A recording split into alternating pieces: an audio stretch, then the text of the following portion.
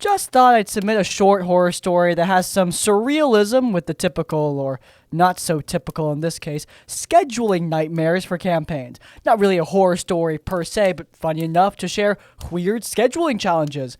I recently started a D&D game with a few of my work friends, and we are generally hyped for the game. It's the first time playing for a few of the others, and it's my first time DMing in about half a decade. While I am nervous to give them a good first campaign, I'm also excited to just play Dungeons & Dragons with them. We got to the first session, and everything went great. I managed to keep them all engaged, and overall, we had a blast. When we wrap up the night, we decide to meet up again in 2 weeks for session 2. Everyone stayed hyped for what will happen next session, and we're counting down the days until we meet again.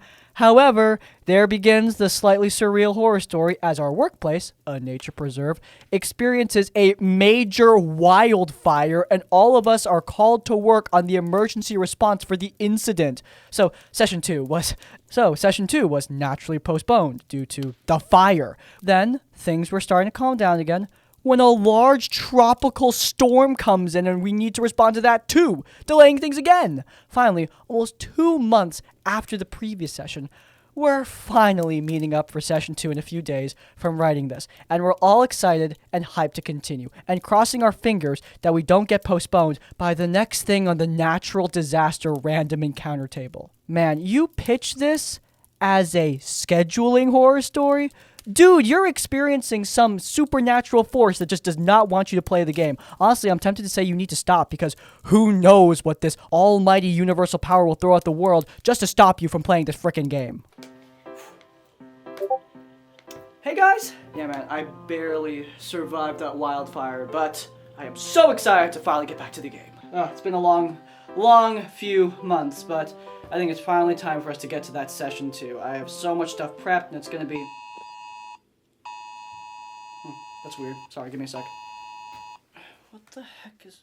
Breaking news, it appears that Godzilla is attacking this completely random neighborhood.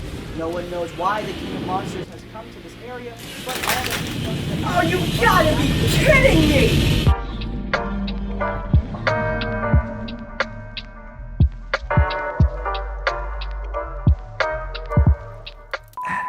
I've got a big session coming up this week, but I kinda dropped the ball with my prep. I don't really have any excuse other than I have a lot going on, but I really wanted the session to be epic, and part of that is maps. If only I had an easy way to get incredible maps for my game. Thank God for CzePeku. This video is sponsored by CzePeku, back once again to show you guys some of the best TTRPG maps on the market. At only the $5 tier, you get access to so many maps, every single variant of every single map they release and every single map they will release. That totals to thousands of maps for every possible TTRPG encounter you can think of. Also, if you're a fellow fan of the virtual tabletop Foundry, then at higher tiers, you can get easy access to all of their maps with lighting and walls already placed and ready for use. And hey, if you don't use Foundry, don't worry. These maps are super easy to upload and fit well into whatever VTT you want to use. You guys have almost definitely heard me talk about CzePeku before, but did you know you could actually see me using their maps? In my Actual Play D&D podcast, every single map that appears came directly from CzePeku, and this is months before they even reached out for a sponsorship. If you guys are interested, you could head down into the description down below or hit the pinned comment so you could get the incredible maps from CzePeku starting at only the $1 tier. As always, supporting our sponsors does support us. Thank you so much to CzePeku for sponsoring this segment of the video. And without further ado, I'm going to turn back into an animated rat so that we can get back to the video.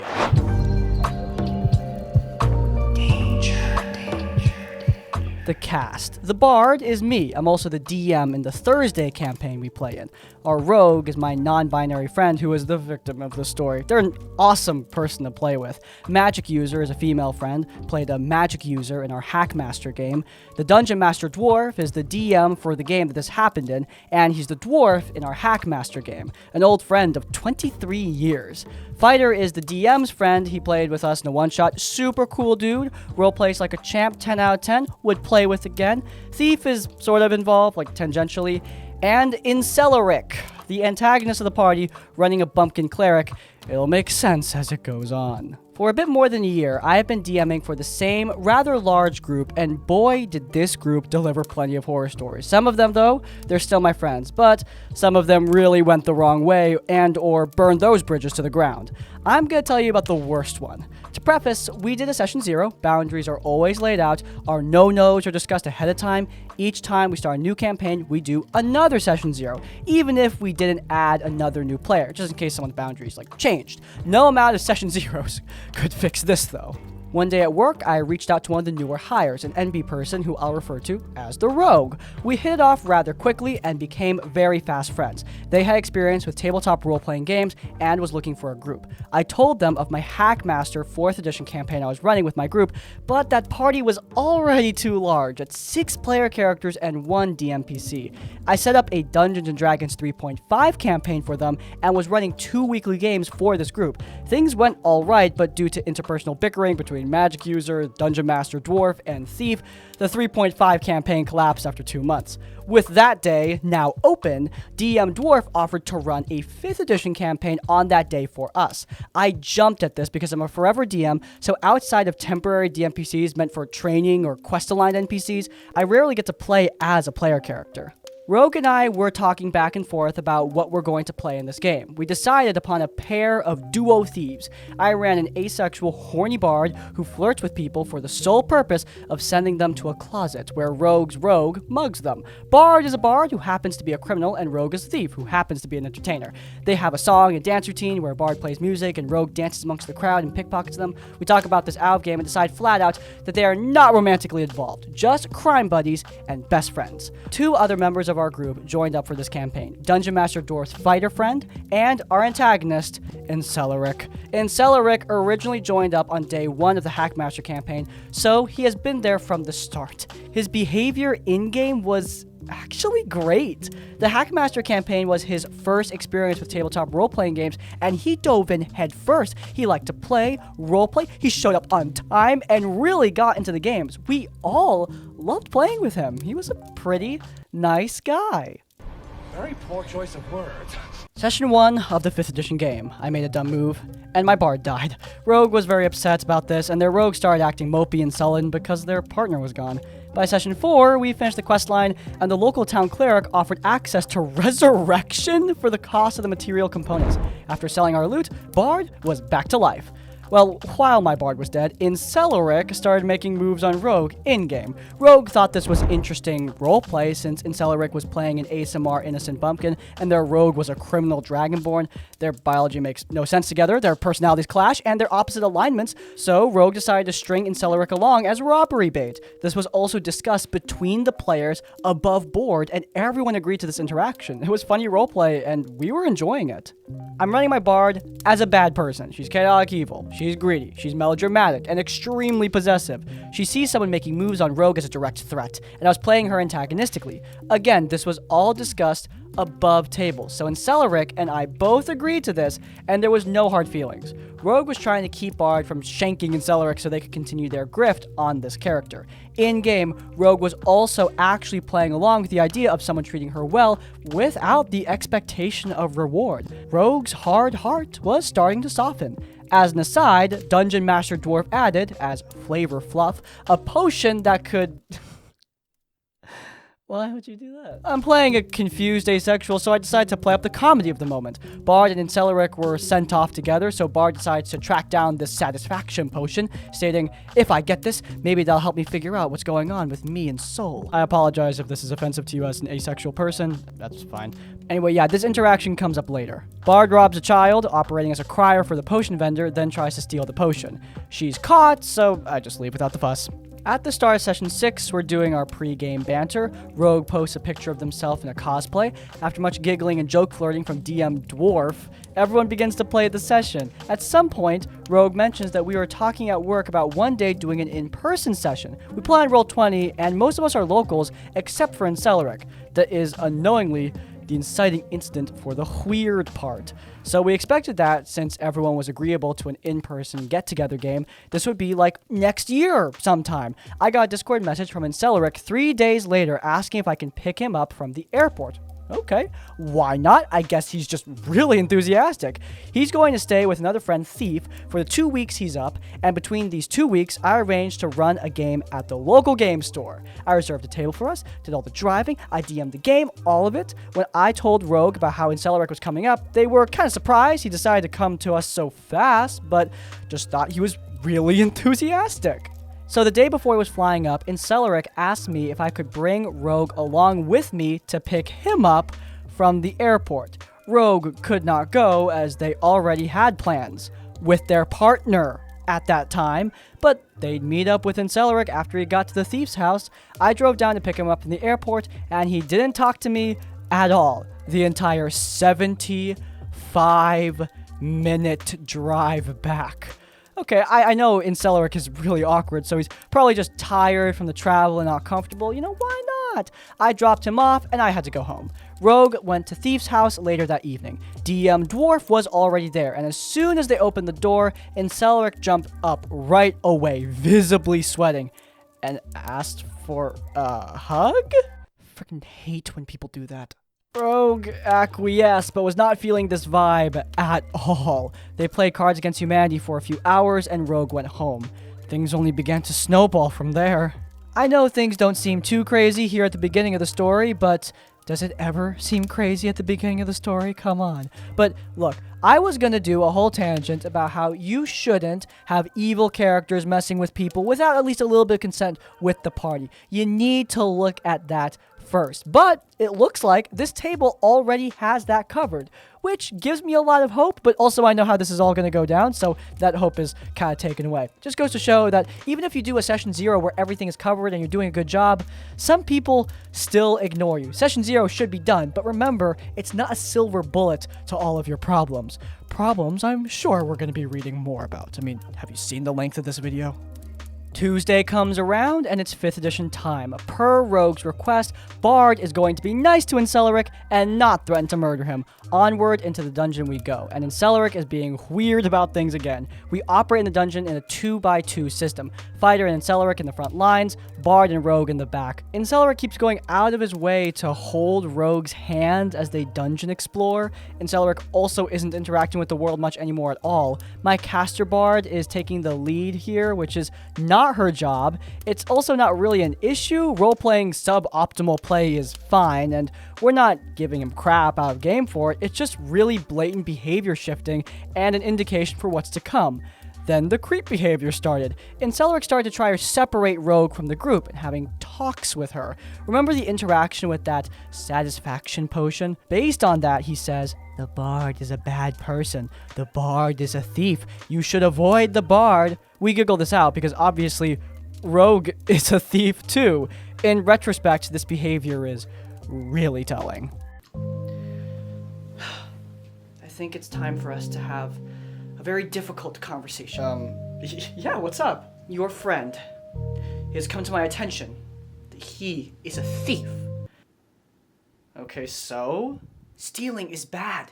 You need to distance yourself from this person, Rogue.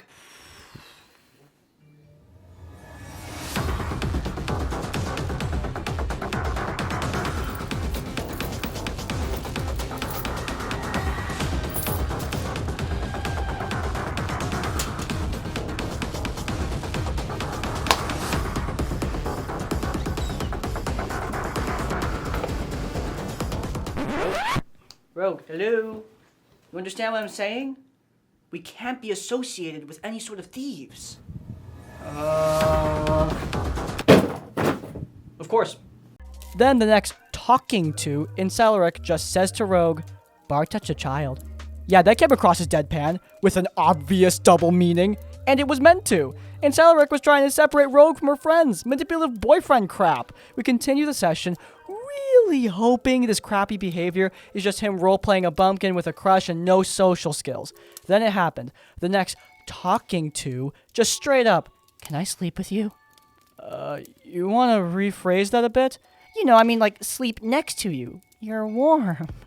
Nobody is buying this anymore, but Rogue doesn't want to be the person who stops the game abruptly. I messaged Rogue out of game asking them if we should stop entirely, but they want to press on. One mini-boss later, we're out of spell slots and need a long rest. Watches our fighter, then Incel, then Bard in an elf trance, which means I take the rest of the shifts. Incel finishes his watch, wakes my Bard and says, I lie down next to Rogue and put my arm around them. Rogue is keeping it in-game and goes, I wake up immediately and jerk away. I'm not okay with this. Consent, dude. Use it. Okay. Can I sleep next to you? No, I'm really not okay with this. They walk over to Bard and rest next to her. Thursday comes and it's my 5th edition campaign. Hackmaster imploded a few weeks prior due to another horror story, so I was brand new to Dungeons & Dragons 5th edition in general. I've been running games since 2002, but I had never run 5th edition before, so this was a series of test sessions for 5e. Rogue was running a gay woman who is married to another woman but is masquerading as a man. Incel is running a character who is literally Rick from Rick and Morty. I only approved it because he made it prior to all the BS above and below. He starts to awkwardly flirt with another married man himself, with a straight elderly man, actually. He was using message to send weird, kind of creepy messages to said married man. I don't want to lose you. To a married man you've known for 3 weeks. We get to Saturday, and I planned out the whole day. I even funded it. Other than Dungeon Master Dwarf, I'm driving everyone to an arcade together, then food, then to our local game store for our in-person session. I picked up Rogue first, then Incel, and then another player. We're at the arcade, and I have my son with me as well, so I buy tokens, distribute them, and tell everyone to have at it. We're seeing each other here and there, playing arcade games together. It's fun times. Then, Rogue asks me to check my phone. Rogue asks me if Incel has messaged me. He did not. Incel was texting Rogue to ask them to join him outside because I'm trying to message everyone, but nobody is responding. I'm having a panic attack. We all share a Discord and a text chat group, which everyone has on their phone. You can easily message everyone if need be. Rogue is now worried Incel is lying to them to get them alone with him. I offer them to stick with me and my son because they're obviously getting really uncomfortable, and they play some games together instead. After the arcade, I still have to drive Incel around with Rogue, but he doesn't say a word when I'm around. He's showing weird, jealous behaviors even though I'm definitely not in a relationship with Rogue. When we get to the pizza place for lunch and character generation for the first shot, for the one shot, I mean, what the heck? Incel waits for Rogue to sit down, then sits between us. Rogue is asking me questions about their character, and Incel is trying his damnedest to jump in and answer. After a while, I have to ask him to just let me be the dungeon master. Finally, game time. Incel asks where I'm sitting. I point to the chair at the head of the table. Incel cuts Rogue off again to sit between us. Rogue asks for help picking more spells, and when I'm helping them, they let me know how uncomfortable they are with this, but they don't want to set him off. Subtlety is needed? I ran the entire module standing up between them, leaning over the table to draw out the maps and the battle grid. 7.5 hours of GMing, and I only sat down to write quick notes and write HP totals. I carried the book the entire time while moving tokens, doing combat, and RPing the crap out of the whole thing. When the game ended, and I dropped off Incel, they again ask for more hugs. Rogue, desperate to not set him off in case he's unstable as well as weird, just gives him a hug and gets back in the car immediately. The next Tuesday comes and I talk to Rogue at work. We usually hype each other up for games, but this time was different. Rogue said they're not going to play, and Incel has been spamming them nonstop with increasingly personal material, the kinds of things you'd share only with a romantic partner and nobody else. But the last one that finally broke the camel's back, the one that made Rogue reach out for help, I need you to respond to me. Rogue is very familiar with creepy and manipulative behavior. Incel has been messaging Rogue since they pitched the get-together in increasing volume and contents. They've been winning the gold medal in mental gymnastics for long enough and are no longer entertaining this behavior. They showed me a bunch of text, and the contents, while not explicit, were really inappropriate for a person who is not your romantic partner. Text chains that were going between 10 to 15 messages before Rogue would respond at all, and Rogue was getting really sick of it. Rogue asked not to get spammed, so Incel started merging 15 thoughts into one super message full of weirdo stuff instead. You being excited to meet me felt good because I didn't even think we were that close at the time since we only ever talked during Dungeons and Dragons. He had this ridiculous level of attachment to someone who said, Hey, it would be cool if we all got together for an in-person game.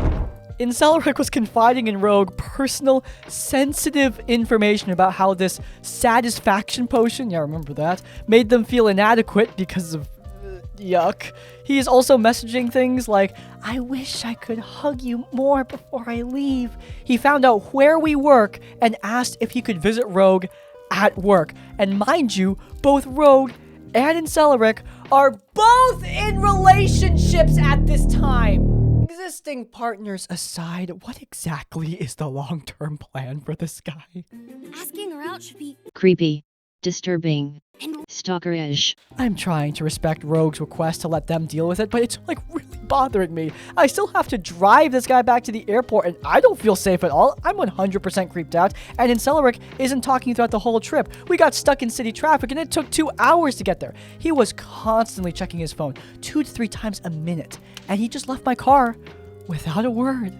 The next day, this whole thing was still bothering me, so I talked to a mutual female friend, Magic user, we previously played with. She was also friends with Incel for several years, and she stopped playing with us due to another horror story involving Thief and DM Dwarf in separate incidents, but we're still friends anyway. I had to talk to someone about this. So, Incel went full incel on Rogue? Oh, so he's doing that to someone else now? My heart sinks. I know how this story is gonna go. I talked to Magic User for almost 3 hours because Incel did almost the exact same thing to her. She is also married to someone else and lives nowhere near him, but she didn't shut it down immediately. She ended up in a pseudo-hostage-like non-relationship relationship with this guy for months while he mentally manipulated her into spending all her time with him. And while it was happening, Magic User brought it up with Thief, who was also a mutual friend of both of them, and he said, oh yeah, he did that to another girl beforehand too. I told Rogue everything about how he did the same to Magic User and someone else before that. Rogue decides to skip the game and finally sends Incel a message explaining that the frequency and the content of his texts were completely inappropriate for them, as they are not his partner. They don't want to respond to him anymore. Don't apologize, don't try to explain yourself, just change. 5 minutes later. Can I explain to you about the "can I sleep with you" line? That one is really bothering me that you're upset about it. 6 more texts later, in less than 15 minutes, I told Rogue, I'm gonna shut this stuff down. Rogue had asked me not to get involved before, but frankly, I know people like this. I say, dude, leave Rogue alone. You're not respecting their boundaries. I was trying to clear up any misunderstandings. I don't mean anything bad by it. They want you to stop. No clearing things up. Just stop. They didn't say stop messaging them. I'm sorry, I didn't know. Which is crap. I saw the texts.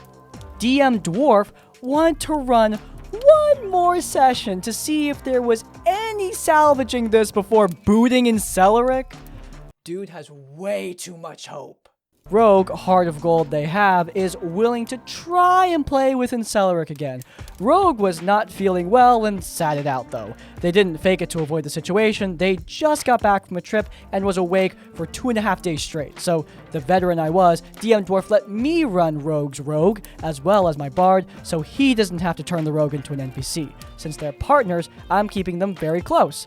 Incel is being really weird that session, super awkward. We come across a roper who on one turn grabs Rogue and bites her. It rolls really low, but still drops her to 10 hit points. My Bard gives her advantage on her strength check to break free with silvery barbs, and Rogue runs away. Bard's telling everyone to get in the room with a metal door so the roper can't grab us anymore. And Incel could get into the room, but instead miladies his last time and stops right in front of Rogue's character. I use my Bard's action to grab Rogue and throw her into the room, then run in herself and slam the door. Incel, who could have gone in too, but decided not to, got grabbed by the roper, critted, and one-shotted. Bard was hiding out of sight, so she was not even in a position to silvery barbs the crit away. Incel makes a replacement character, a shadow elf paladin warlock crit fisher, who offers to join the party if we sell our souls to his dark god. Sweet. Jeebus. After the game ended, I asked Fighter and DM Dwarf, so, was that super awkward, Or was that just me? It was. Even Fighter, who didn't know anything about what was going on, was buried and awkward. And Celeric never even cleared running a shadow elf with a dungeon master before he decided to make a character based on it. The Thursday game is here, and I have to let Incelleric know he's gotten the boot. You'd think he would have learned something by now. Alright, I'm removing you from the game. I'm sure you understand why. But I didn't do anything. I'm going to therapy on Monday. I'm not going to bring real life stuff into game. I want to move on and get better. I thought we were friends. I wanted things to go back to normal. I'm not a bad person. I'm just bad telling people my feelings. I trauma dump instead of venting, but I didn't know that until last week. And trauma dumping causes attachment. I want to tell Rogue all of this, but I can't because it won't make anything better. Me changing will make it better. The last thing they sent me was that we are still friends and that they wanted me to change, but I haven't heard from them since. So I don't know if I F things up with my last message. I feel terrible and I don't want to hurt people anymore. I want to atone. Magic User told me Incelleric has been going to therapy for about 6 years now and never actually does it, just uses it as an excuse. After the fallout, Thief is barely talking to us, isn't playing anymore in solidarity with Incelleric. We're now playing with Magic User again and continuing to go strong. Rogue is back into the game, stronger for the experience, and no incels allows now rule 6 of our session 0. Thank you for reading if you've gotten through all of this. Keep up the good work. Holy crap, this ended up being super long. I'll put the TLDR down here. A member of our group takes an offhand remark about an in-person meetup as a coded message of romantic interest, flies up immediately, stalks the member, creeps them out, and acts surprised when he gets the boot. Holy crap, that is a lot. One of the longest stories we've read in a while now, but yeah, I totally see how stuff like this can get way out of hand. I want to say at the top here, I love it when virtual tables meet for in-person sessions. I think it's a really cool opportunity to play the game in a different style, and just having everyone there, it's really cool. Yeah, virtual offers a lot of perks as someone who DMs almost exclusively online, but in person, it's got its perks too. However, one of the main perks is friendship, and having somebody creeping everyone out certainly puts a damper on that friendship. While I haven't seen this kind of thing in a D&D context, I have seen it in just my life. Sometimes you just really don't want to rock the boat. You think causing a meltdown will make everything infinitely worse, but worrying about worse shouldn't make you tolerate what's already bad. Man, that final text thread though, where they just keep going on and on and on about their therapy and how they just need to get better, as if it's on you to make that happen. Look, the mental health of even your friends is not your responsibility. Obviously, if you are able, you can help people out, but helping people who are actively hurting you, yeah, not something you're obligated to do in any way. This dude sucked, and it just is a shame that this situation couldn't be ended way, way earlier. The human factor. Complicated, isn't it? Oof, been a while since we've done a long one on the Monday, but in any case, if you guys enjoyed, then please do leave a like. If you want to see more of our content, then you can check out our Tabletop Tavern Tips series, where we cover tips for both DMs and players, old and new. It's linked in the cards. And while you're there, subscribe to Crispy's Tavern to get more of our content as it comes out. And finally, if you want to leave your own stories or thoughts, go down into the comments down below. If you can't think of a comment, leave the comment crossing boundaries to let me know you made it to the end of the video. Hey, by the way, if you have your own horror stories, you can send them directly to us. There's an email in the description. Send your stories that way for a chance to be featured in one of these videos. But even if you don't have any stories, in essence, like, comment, subscribe. I will see you all next time. Farewell. How the hell do people pull up hoods and make it look cool?